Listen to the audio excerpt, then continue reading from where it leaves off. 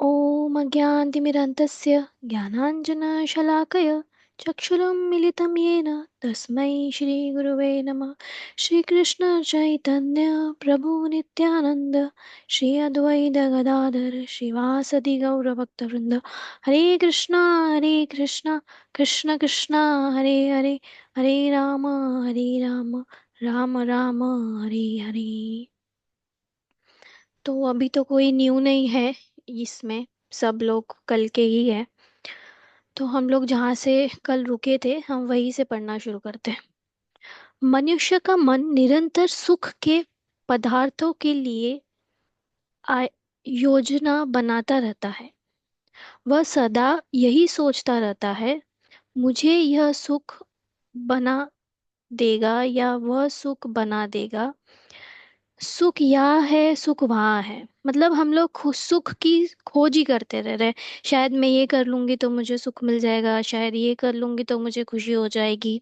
हम हमारा मन शायद मैं ये ये पूजा करवा लूंगी तो मुझे खुशी मिल जाएगी, या जो भी कुछ भी है। इस प्रकार मन हमें यहाँ वहाँ भटकाता रहता है। यह अनियंत्रित घोड़े के युक्त रथ पर आरूढ़ होने जैसा ही है। हमारा इस बात पर कोई नियंत्रण नहीं होता कि हम कहाँ जा रहे हैं। हम तो बस असहाय और भयभीत हुए बैठे ही रह सकते हैं।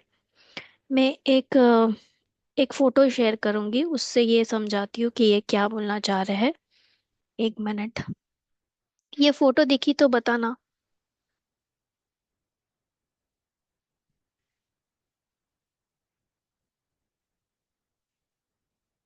ये फोटो दिख रही है घोड़ों की? हाँ। तो ये देखो, ये घोड़े क्या है। ये घोड़े, एक घोड़ा आँख है हमारा, एक घोड़ा हमारा नाक है, एक घोड़ा हमारा कान है, एक घोड़ा हमारा टच का है, एक घोड़ा हमारा मुंह है।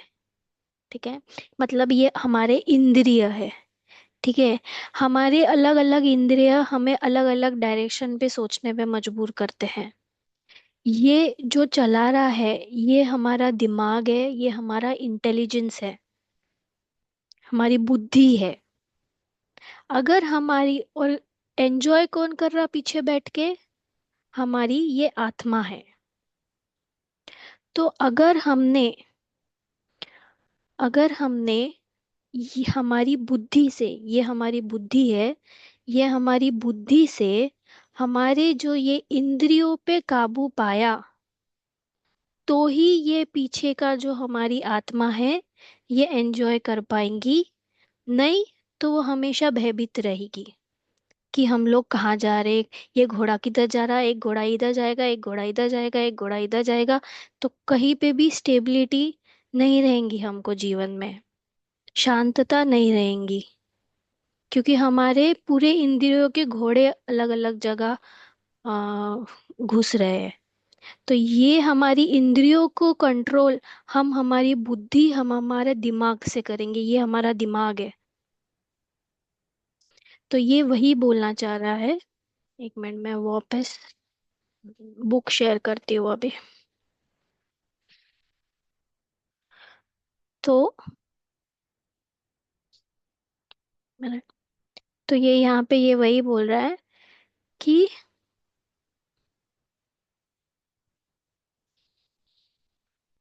इस प्रकार मन हमें यहाँ वहाँ भटकाता रहता है। यह अनियंत्रित घोड़े से युक्त रथ पर आरूढ़ होने जैसा है। मतलब जो जो घोड़े काबू में नहीं रहते तो वो रथ पे हम जैसे बैठते, वैसा ये हो जाता है। इसीलिए हमको हमारे इंद्रियों को काबू में रखना है। और हमारी इंद्रियां कैसे काबू होगी? हम तो बस असहाय और भयभीत हुए बैठे ही रह सकते हैं। किंतु ज्यों ही मन कृष्ण भावनामृत होने की प्रक्रिया में विशेष रूप से हरे कृष्णा कृष्ण कृष्ण हरे हरे, हरे राम राम राम हरे हरे महामंत्र के कीर्तन द्वारा लग जाता है, त्यों ही मन के अनियंत्रित घोड़े हमारे वश में आ जाते हैं। तो जैसे ही हम लोग ये महामंत्र का कीर्तन करेंगे, तो हम ये हमारी इंद्रियों को वश में कर पाएंगे। हमें अपने जीवन के प्रत्येक क्षण को कृष्ण सेवा में लगाना चाहिए, जिससे उस उद्यन और अशांत मन को रोका जा सकता सके, और हमें व्यर्थ ही इस नाशवान भौतिक जगत में सुख की खोज में एक पदार्थ से दूसरे पदार्थ की ओर खींचा करता है। मतलब हम अगर ये भौतिक जीवन में रहेंगे, भौतिक मतलब ये मटेरियल जीवन में, तो हम एक सुख का पदार्थ दूसरा सुख का पदार्थ ढूंढते ही रहेंगे। लेकिन अगर हम कृष्ण सेवा में लगते हैं तो हमको कुछ ढूंढने की जरूरत नहीं है। युजनम ए युजनम एवं सदात्मनम योगी विगत कल्पमशः सुखेन ब्रह्म सस्पर्शमत्यम सुखमंशुनते। समस्त भौतिक पापों से मुक्त होकर आत्मा में स्थित हुआ योगी परम चेतना में रहकर आनंद की चरम कोटि को प्राप्त कर लेता है। Shrimad Bhagavad Gita 6 chapter 28 verse. तो ये भी यही बोल रहे हैं कि जब आप अपना पूरा चित्त, पूरा आपका मन भौतिक पापों से मुक्त होकर, मतलब भौतिक जीवन से बाहर निकलकर आत्मा के बारे में जब हम सोचते हैं, तब हम हमारे नाही पापों से मुक्त होते हैं और हमें खुशी भी उतनी ही प्राप्त होती है। श्री कृष्ण अपने भक्त के सब प्रकार से संरक्षक बन जाते हैं। जब कोई कठिनाई में होता है तो उसका संरक्षण उसकी रक्षा करता है। श्रीमद् भगवद गीता में कहा गया है कि श्री कृष्ण प्रत्येक प्राणी के सच्चे सहृदय है सुहृदय है। मतलब अभी एक पेरेंट्स मम अपने अगर उनके दो बच्चे हैं, तो वो दोनों से सरी का प्रेम करते हैं, कोई उनमें तोल भाव नहीं करते। वैसे ही भगवान भी वैसे ही है, वो अपना कभी बुरा नहीं चाहेंगे, लेकिन उनका करना हमारी जिम्मेदारी है। हमें तो केवल उनसे अपनी इस मैत्री को पूर्ण जागृत करना होता है। इसका उपाय है कृष्ण भावनामृत प्रक्रिया। तो हम जो भ, बोलते हैं कि कृष्ण हमारे मित्र है। अभी सबके अलग अलग है। कोई भगवान का सखा है, कोई भगवान को अपने बेटे जैसा मानता है, कोई पूजनीय मानता है, कोई प्रेमी मांगता है, जैसे राधा रानी हो गई। तो अलग अलग रिलेशन अब हम लोग डिसाइड करते हैं कि वो हमारे ऊपर है कि हमको श्री कृष्ण को क्या हिसाब से लेना है। कृष्ण भावनामृत के अभ्यास द्वारा भौतिक सुखों की अंधी कामना शांत हो जाती है। तो हम जो भौतिक सुख ढूंढ रहे हैं, तो कृष्ण भावनामृत होने से ये जो भौतिक सुखों की हम लोग उससे हमारी वो मटेरियल डिजायर्स कम हो जाते हैं बेसिकली। यह अंधी आसक्ति ही हमें यह अंधी आसक्ति ही हमें कृष्ण से दूर किए हुए है।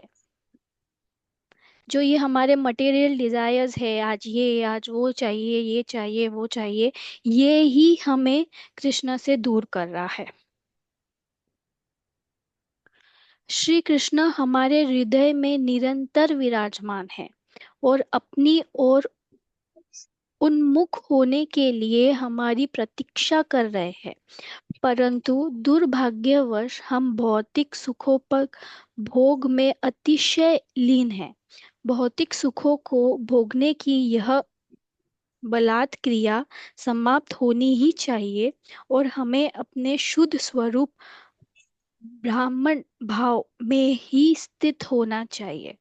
अब क्या बोल रहे हो, वो ब्राह्मण भाव। तो ब्राह्मण ब्राह्मण का मतलब होता है ब्राह्मण से परम ब्राह्मण कौन है? अपने श्री कृष्ण। उनके प्रति भाव, उनसे जुड़े रहना, वो है ब्राह्मण भाव।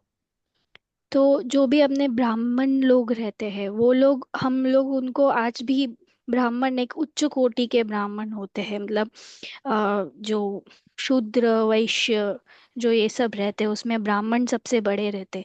क्यों? क्योंकि वो भगवान का करते, इसलिए उन्हें ऊंचा माना जाता है। लेकिन अगर शूद्र भी भगवान का करे तो वो भी ब्राह्मण हो सकते हैं। तो ये चैप्टर यहाँ पे खत्म हो गया, फर्स्ट चैप्टर। यहाँ से हमारा दूसरा चैप्टर शुरू हो गया। तो अगर ये चैप्टर में कुछ डाउट है, कुछ प्रश्न है, कुछ है, तो मुझे पूछो। आप जितना पूछेंगे आपके डाउट्स क्लियर होंगे, तो आपको इसमें अच्छा लगेगा, अ, सुनकर, पढ़कर। मैंने जानबूझ के, मुझे थोड़ा हिंदी पढ़ने में तकलीफ होता है, लेकिन आप लोग सब हिंदी है, इसके लिए मैं हिंदी थोड़ा पढ़ने का ट्राई कर रही हूँ। ठीक है, बढ़ू फिर आगे।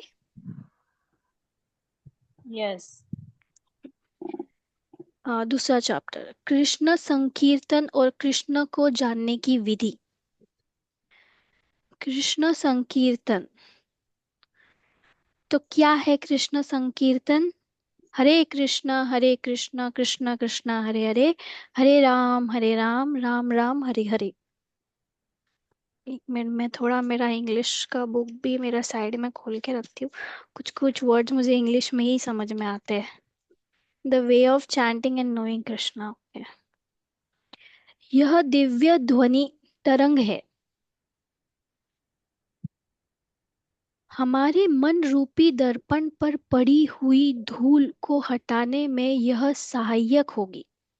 मतलब हमारे जो मन है, या हमारा जो चेतना है, उस पे धूल लगी हुई है अभी। अभी अपने को वो धूल को साफ करना है। हमने पिछले चैप्टर में भी ये पढ़ा था। ये धूल कैसी साफ होगी? ये मंत्र से। और ये धूल किस चीज की है? हमारे शत्रु कौन है? 6 शत्रु: काम, लोभ, गुस्सा, एंगर, क्रोध। ये हमारे शत्रु है, जिनको हमको हटाना है। इस समय हमने अपने मन रूपी दर्पण पर सांसारिकता की इतनी धूल चढ़ा रखी है, जैसे न्यूयॉर्क नगर के सेकेंड एवेन्यू में अत्यधिक यातायात के कारण प्रत्येक वस्तु पर धूल और कालिमा जाती है। अच्छा, ये जो न्यूयॉर्क नगर के सेकेंड एवेन्यू इसलिए बोला है, शिला प्रभुपाद जी ने सबसे पहले एस्कॉन का मंदिर न्यूयॉर्क में बनाया था। आप सोचिए, इंडिया में नहीं बना था फर्स्ट मंदिर। फर्स्ट मंदिर बना था न्यूयॉर्क में, और ये वहाँ का एड्रेस है सेकेंड एवेन्यू।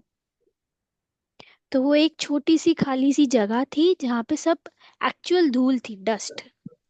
उन्होंने लिटरली वहाँ का हट, वो सब झाड़ू पोछा वो सब किया, और अपने डीटीज को इंस्टॉल किया, राधा रानी को और कृष्ण को वहाँ इंस्टॉल किया।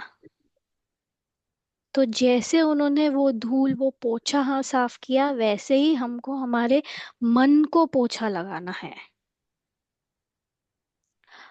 हमने भौतिक कार्यकलापों में जोड़ तोड़ करके अपने मन रूपी स्वच्छ दर्पण पर इतनी धूल संचित कर ली है कि उसका कारण हमें अब कुछ भी ठीक ठीक नहीं दिखाई देता।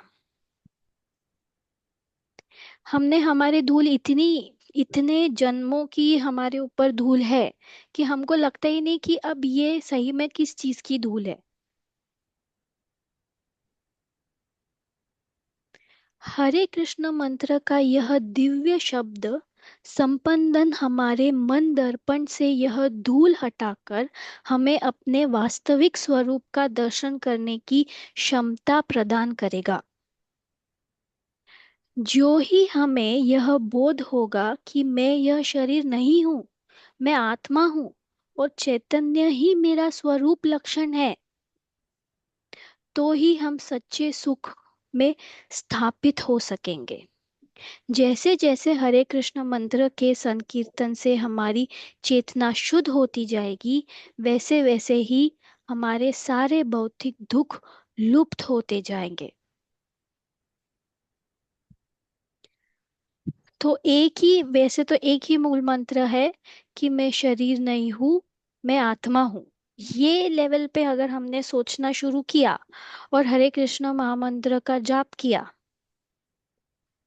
तो भी हमारी लाइफ बहुत आगे हम लोग बढ़ सकते हैं। इस भौतिक जगत में सदा दुखों की ज्वाला उठती रहती है और प्रत्येक प्राणी उसे बुझाने की चेष्टा कर रहा है। किंतु भौतिक दुखों की इस ज्वाला के बुझने की तब तक कोई संभावना नहीं है जब तक हम अपने आध्यात्मिक जीवन में शुद्ध चेतना में स्थित नहीं हो जाते।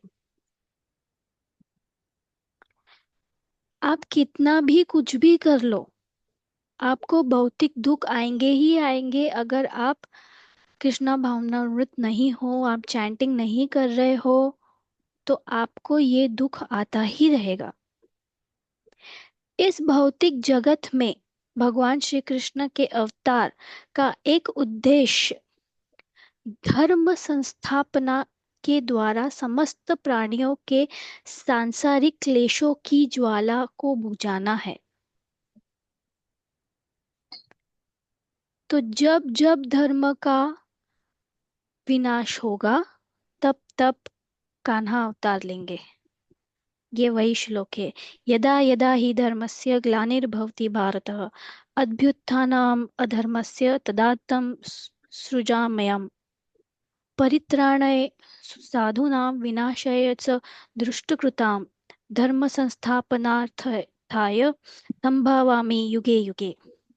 हे अर्जुन, जब जब जहाँ जहाँ धर्म की हानि और अधर्म की बुद्धि वृद्धि होती है, तब तब मैं अवतार लेता हूँ।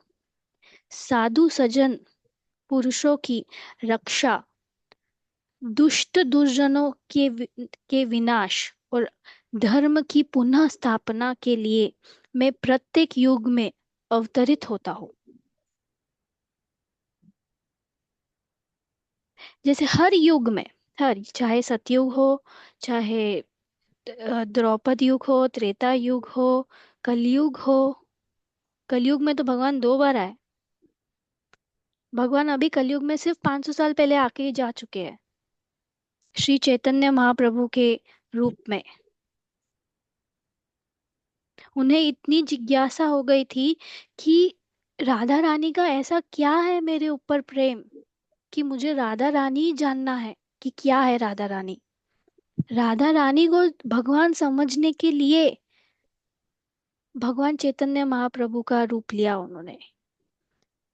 और ये रूप में चैतन्य महाप्रभु ने राधा रानी का भी रूप लिया। एक ही है वो, राधा रानी और कृष्णा चैतन्य महाप्रभु के फॉर्म में।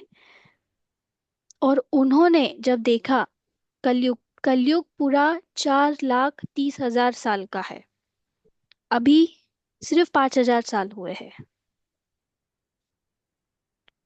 तो अभी कितने साल बचे? 4,25,000 नियर अबाउट। और कलयुग की ये हालत है अभी।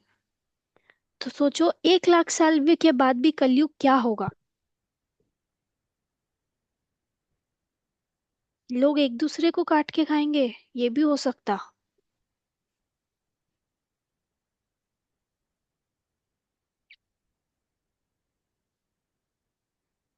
तो इसीलिए हमको जल्दी से जल्दी ये कलयुग में से निकलना है बाहर। इन श्लोकों में धर्म शब्द प्रयुक्त हुआ है। इस शब्द का आंग्ल भाषा में विभिन्न प्रकार से रूपांतर हुआ है। मतलब अलग अलग धर्म का डेफिनेशन दिया है सब लोगों ने। कभी कभी इस शब्द को फेथ, मतलब विश्वास, अर्थात विश्वास के रूप में अनुदित किया जाता है। किंतु वैदिक साहित्य के अनुसार धर्म एक एक विश्वास मात्र नहीं है। विश्वास बदल सकता है, किंतु धर्म नहीं बदला जा सकता। जल की तरलता को नहीं बदला जा सकता, वह उसका स्वरूप भूत धर्म है। मतलब जल, वाटर, उसका मूड, ये क्या है स्वभाव, फ्लोटिंग है ना, लिक्विड है वो। तो वो उसका धर्म है लिक्विड, लेकिन अपन उसको जमाते, उसको सॉलिड करते, लेकिन वापस वो बर्फ का पानी हो ही जाता है नॉर्मल टेम्परेचर पे। तो उसका मूड स्वभाव क्या है, लिक्विड। वैसे ही धर्म कभी बदलता नहीं, तो वो विश्वास नहीं हो सकता धर्म, क्योंकि हमारे विश्वास बदलते। हो सकता पहले किसी को ये चीजों पे विश्वास ना हो, धार्मिक होने पे, या कोई आ, भगवान है नहीं है नहीं समझता। लेकिन जब उनकी बुद्धि बढ़ती है, जब बुद्धि बढ़ती है तो समझ में आता नहीं भगवान भी है, तो तुम्हारा विश्वास बदला। तो धर्म कभी नहीं बदलता। उदाहरण के लिए, यदि जल बर्फ के रूप में ठोस बन जाता है, तो वस्तुतः वह अपने मूल स्वरूप में नहीं रहता। वह किन्हीं विशेष परिस्थितियों में उस दशा में रहता है। हमारा धर्म अथवा हमारा मूलभूत स्वरूप यह है कि हम परम ब्रह्म के अंश है। परम ब्रह्म कौन है? कृष्ण। हम उनके अंश है। कृष्णा की मटेरियल बॉडी नहीं होती, कृष्णा की सिर्फ स्पिरिचुअल बॉडी होती है। और मतलब वो सिर्फ आत्मा है, कृष्णा। और वो आत्मा का छोटा सा अंश हम है। और ऐसा होने के कारण हमें अपनी चेतना को परम से जोड़ना ही होगा। इसीलिए हमको कृष्णा से अपने आप को जोड़ना है। बहुत बार उन्होंने प्रूव कर दिया कि हमको भगवान से क्यों जुड़ना है।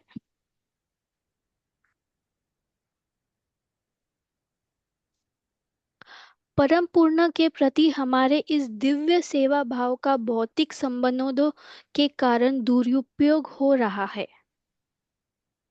हमारे मूल स्वरूप से सेवा भाव अनिवार्य रूप से निहित है।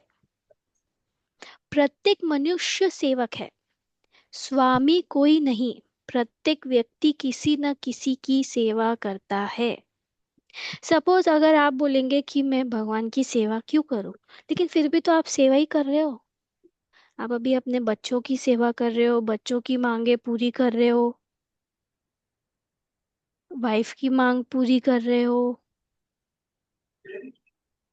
आप बच्चों की सेवा कर रहे हो या किसी ऑफिस अफसर की सेवा कर रहे हो। आप किसी ना तो किसी की सेवा ही कर रहे हो।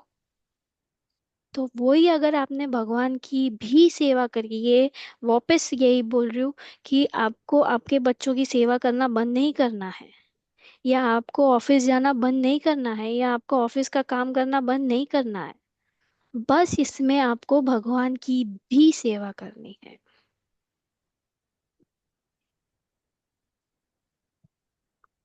स्वामी कोई नहीं होके प्रत्येक व्यक्ति किसी न किसी की सेवा करता है। यद्यपि राष्ट्रपति राज्य का प्रमुख कार्यकारी अध्यक्ष है, तथापि वह राज्य की सेवा कर रहा है। और जब उसकी सेवाओं की आवश्यकता नहीं रहती, तो राज्य उसको अवकाश दे देता है। अब प्राइम मिनिस्टर भी तो हमारी सेवा कर रहे हैं ना, पब्लिक की। अगर उन्होंने किए तो हम तो उनको निकाल देंगे वो पद से, प्राइम मिनिस्टर की पद से। राइट। अपने आप में यह समझना कि मैं सबका स्वामी हूँ, माया कहलाता है। इस प्रकार देह आत्मा बुद्धि के कारण हमारी सेवा वृत्ति का विभिन्न नाम रूपों में दुरुपयोग किया जा रहा है। जब हम इन नाम रूपों से मुक्त हो सकते हैं, अर्थात जब हमारे मन रूपी दर्पण से अज्ञान की धूल हट जाएगी, तो हम अपने आप को अपने मूल स्वरूप में कृष्ण के आश्वत सेवक के रूप में देख सकेंगे। मनुष्य को यह नहीं समझना चाहिए कि भौतिक जगत में उसकी सेवाएं वही है जो आध्यात्मिक वातावरण में होंगी। तो जैसे अभी हम एक दूसरे से, मतलब हम सेवक, मतलब हम हमारे घर में मेड्स रहते, प्यून्स रहते, तो हम लगते हम उनके मास्टर है, मतलब वो हमारे लिए काम करते। तो हम क्या, तो क्या आध्यात्मिक जीवन में भी वैसा ही रहेगा? हम उनके सेवक ही रहेंगे, हम उनके दास ही रहेंगे? ऐसा नहीं होता है।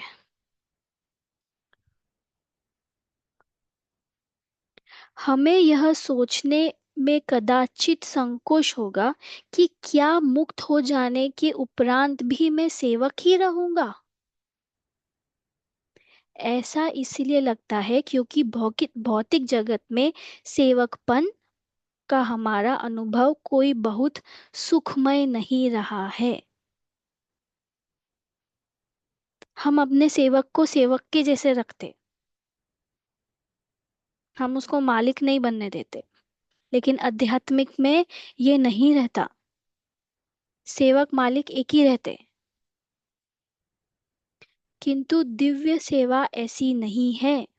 आध्य आध्यात्मिक जगत में सेवक और स्वामी में कोई अंतर नहीं होता, जबकि भौतिक जगत में इनमें अंतर है। सिद्ध जगत, आध्यात्मिक जगत में प्रत्येक वस्तु एक तत्व है। आध्यात्मिक जगत में सब एक तत्व है, कुछ मटेरियल है ही नहीं वहां, कि कोई चीज पेरिश होगी या कोई चीज सड़ेगी, ऐसा कुछ वहां है ही नहीं। उदाहरण के लिए श्रीमद् भगवत गीता के प्रसंग में हम देखते हैं कि श्री कृष्ण ने अर्जुन के सारथी रूप में एक सेवक की स्थिति ग्रहण की। अपनी वैधानिक स्थिति में अर्जुन कृष्ण का सेवक है, किंतु व्यवहार में हम देख सकते हैं कि वे कभी कभी स्वामी सेवक का सेवक भी बन जाता है। तो जब अर्जुन उनके परम मित्र थे, लेकिन भगवान ने उनका सेवक होना ठीक समझा। तो भगवान के लिए सेवक स्वामी ऐसा कुछ नहीं होता। इसीलिए हमें ध्यान रखना चाहिए कि हम अपने लौकिक विचार आध्यात्मिक क्षेत्र में न ले जाए। भौतिक रूप में हमें जो अनुभव किया है वह आध्यात्मिक जगत के जीवन की विकृत प्रतिच्छवि ही है, मतलब वो रिफ्लेक्शन है। जो ये भौतिक वर्ल्ड है या मटेरियल लाइफ है, वो स्पिरिचुअल वर्ल्ड का रिफ्लेक्शन है, उल्टा। जब हमारा मूल स्वरूप या धर्म पदार्थ के दोषों से अधोगति को प्राप्त हो जाता है, तो भगवान स्वयं अवतार के रूप में आते हैं या अपने किसी अत्यंत विश्वसनीय सेवक को भेजते हैं। ईसाम सिंह अपने आप को ईश्वर का पुत्र कहते हैं, इसलिए वे परम के प्रतिनिधि है। इसी प्रकार मोहम्मद ने भी अपने आप को परम का एक सेवक कहा है। इस प्रकार हमारे मूल स्वरूप या धर्म में जब भी कोई दोष आता है, तब हमें प्राणी की वास्तविकता स्थिति बताने, उसका धर्म समझाने के लिए या तो श्री भगवान स्वयं अवतरित होते हैं या अपने किसी प्रतिनिधि को भेजते हैं। तो यहाँ पे उन्होंने बोला, जैसे क्रिश्चियंस में जीसस क्राइस्ट ने कभी ये नहीं बोला कि मैं भगवान हूँ। वो हमेशा उन्होंने यही बोला कि मैं सन ऑफ गॉड हूँ, मतलब बेटा हूँ भगवान का। मोहम्मद ने भी ये नहीं बोला कि मैं भगवान हूँ। उन्होंने यही बोला कि मैं एक सेवक हूँ। स- तो सिर्फ श्री कृष्ण भगवान ही बोल रहे हैं कि मैं भगवान हूँ, और किसी ने बोला ही नहीं है कि मैं भगवान हूँ।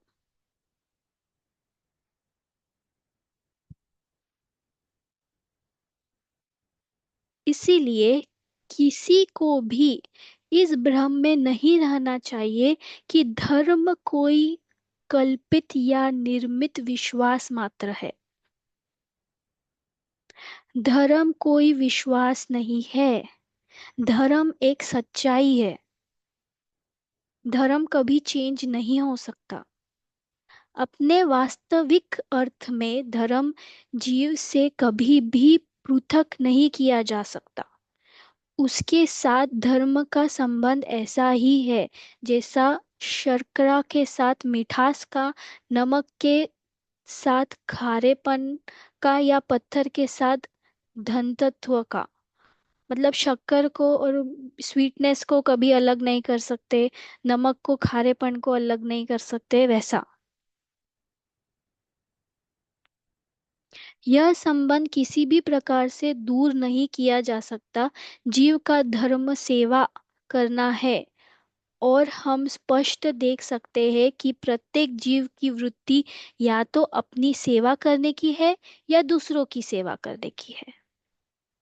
हम खुद की भी तो सेवा ही कर रहे हैं ना।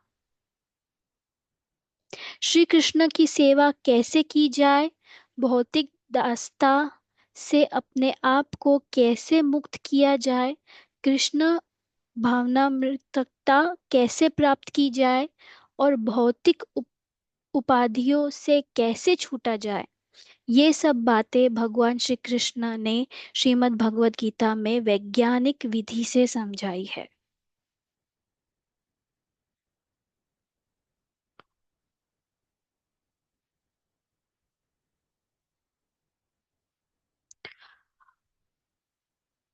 परित्राणाय साधुनाम श्लोक में आया हुआ साधु शब्द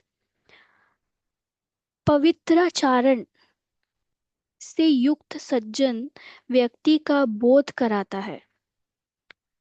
संत जन क्षमाशील, दयालु, समस्त प्राणियों के मित्र, किसी के भी शत्रु नहीं, और सदा शांत चित्त होते हैं।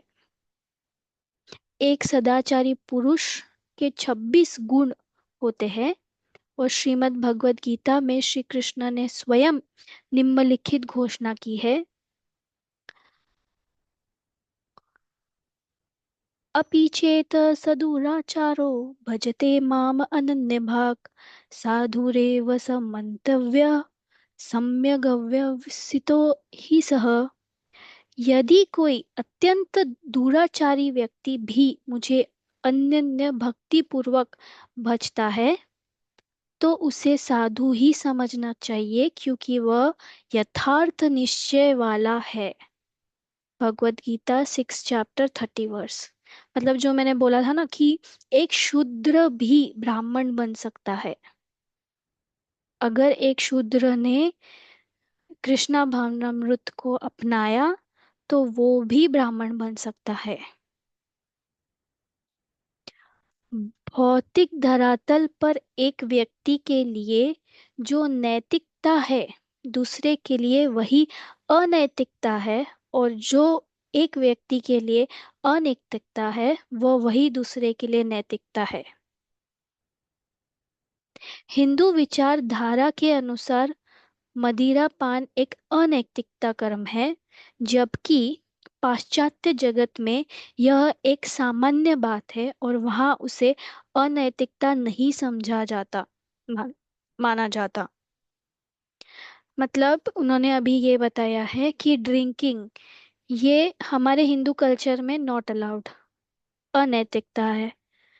लेकिन वही बाहर आउट ऑफ कंट्री, पाश्चात्य देश, पाश्चात्य मतलब west, west side, west side मतलब हम लोग अर्थ के ईस्ट साइड में रहते हैं। अर्थ के वेस्ट साइड, वेस्टर्न कंट्रीज जिसको बोलते हैं, वहाँ पे ये बहुत आम बात है। ये वहाँ कुछ ये नहीं है, मतलब इसको बुरा नहीं माना जाता है। अतः नैतिकता समय, स्थान, परिस्थिति सामाजिक स्थिति आदि पर अवलंबित है, किंतु प्रत्येक समाज में नैतिकता और अनैतिकता की कुछ न कुछ धारणा अवश्य है। उपयुक्त श्लोक में श्री कृष्ण कहते हैं कि चाहे कोई व्यक्ति दुराचारी ही क्यों न हो, हिंदू यदि वह कृष्ण भावनामृत में स्थित है तो उसे साधु ही मानना चाहिए।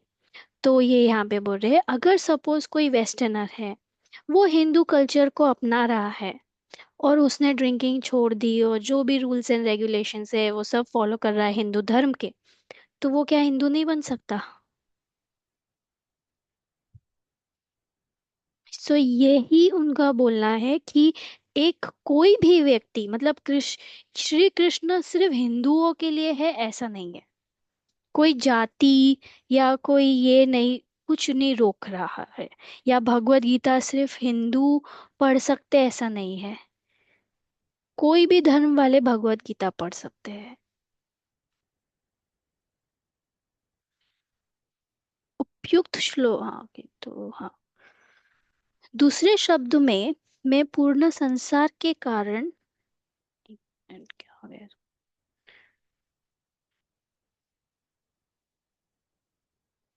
या दूसरे शब्दों में पूर्ण संस्कार के कारण यदि किसी में कुछ अनैतिक अनैतिक प्रवृत्तियां हो भी पर यदि वह पूर्णतया कृष्ण भावनामृत में स्थित है तो इन दुष्प्रवृत्तियों का महत्व नहीं दिया जाना चाहिए। अगर देखो, जैसे कल भी मैंने बोला था, कोई इंसान परफेक्ट नहीं हो सकता। अगर एक इंसान पूरा कृष्ण भावनामृत में है, अगर उससे कुछ गलती हो भी रही तो वो गलतियों पे इतना महत्व नहीं दिया जाना चाहिए।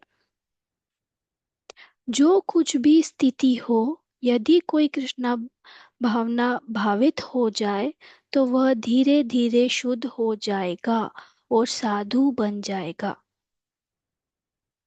जो ही कोई व्यक्ति कृष्णा भावनामृत की ओर अग्रसर होता है, उसकी दुष्वृत्तियां कम होने लगती है और वह साधुता की पूर्णता को प्राप्त हो जाता है।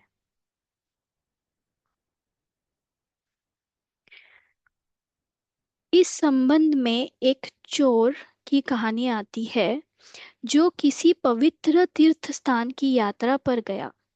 मार्ग में वह अन्य तीर्थयात्रियों के साथ रात्रि विश्राम के लिए एक धर्मशाला में ठहरा।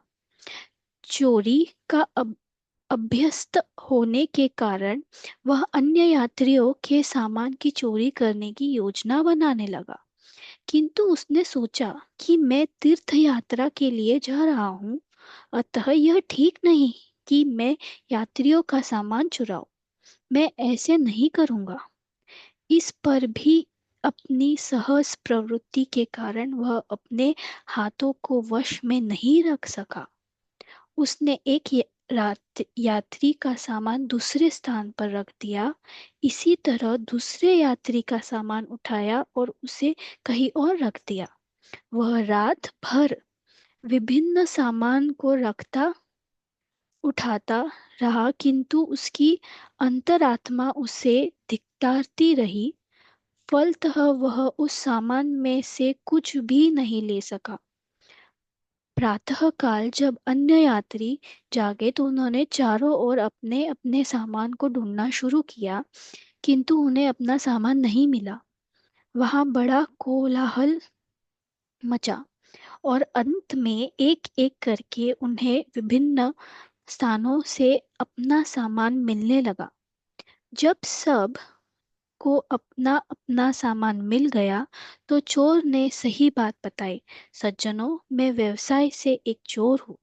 रात को चोरी करने की मेरी आदत है। आपके थैलों में से मैं कुछ चुराना चाहता था, किंतु मैंने सोचा कि चूंकि मैं एक पवित्र तीर्थ स्थान को जा रहा हूँ, अतः चोरी करना असंभव है। मैंने आप लोगों का सामान इधर से उधर तो कर दिया, पर चुराया कुछ नहीं है। कृपया मुझे क्षमा करें। चोर की इस कहानी का उद्देश्य दुष्प्रवृत्ति स्वरूप दिखाना है। यद्यपि वह चोर अब चोरी न भी करना चाहे, तथापि पूर्वाभ्यास के कारण कभी कभी कर बैठता है था। इसलिए कृष्णा कहते हैं, जो अपनी दुष्प्रवृत्ति से दूर रहकर कृष्ण भावनामृत की ओर अग्रसर हो रहा है, उसे साधु ही समझना चाहिए। चाहे पूर्वाभ्यास के कारण कभी कभी अपनी असत प्रवृत्तियां के सामने वह झुक जाता हो झुक जाता हो। तो ये स्टोरी से क्या सीखा हमने कि भले वो चोरी करने जा रहा होगा, लेकिन ही रियलाइज्ड कि मैंने ऐसा नहीं करना चाहिए। इससे एक और बात समझ में आती है कि हम कैसी संगत में रह रहे हैं। अगर हम अच्छे लोगों की संगत में रहते हैं, कृष्णा भावनामृत लोगों की संगत में रहते हैं, तो वो हमें ज़्यादा बेनिफिट करेगा कृष्णा भावनामृत होने में। यही अगर वो चोरों के इसमें रहता और सपोज चोरों के साथ वो यात्रा पे जाता, तो उसे ये भाव नहीं आता।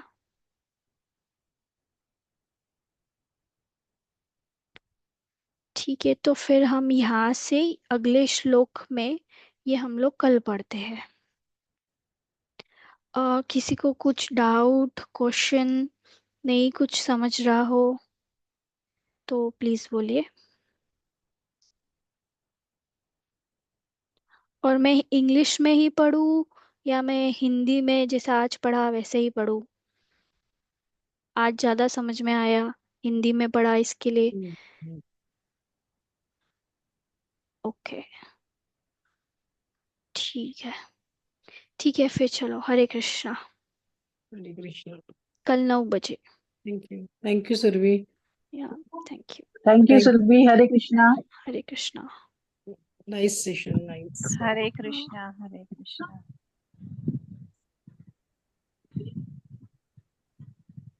अच्छा